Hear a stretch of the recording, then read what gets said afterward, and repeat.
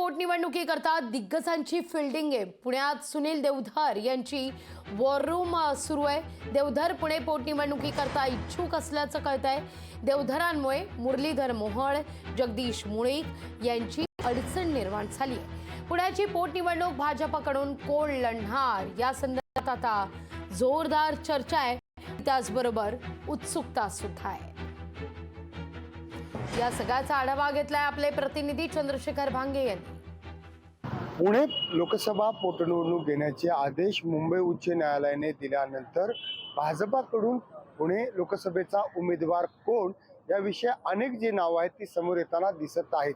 त्यातच राष्ट्रीय स्वयंसेवक संघाचे प्रचारक सुनील देवधर यांनी पुण्यामध्ये वॉर रूम खोलल्याने इच्छुकांमध्ये सध्या अनेक एका उमेदवाराची भरती झाली आहे।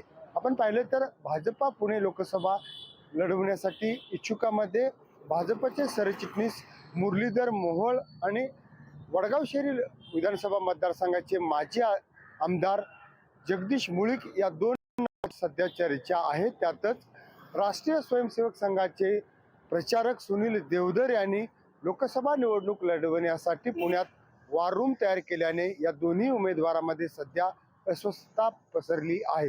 लोकशाहीसाठी मी चंद्रशेखर भांगे, पुणे। भारतीय जनता पक्ष कुठल्याही निवडणुकीला कायमच सामोरे जायची तयारी असते आणि मला असं वाटतं पार्लमेंटच्या उमेदवारांचे निर्णय हे केंद्रीय पातळीवर होतात। त्यामुळे ह्याबद्दलचा उद्या निवडणूक लागली तर याचा निर्णय हा सेंट्रल लेवललाच होणार आहे।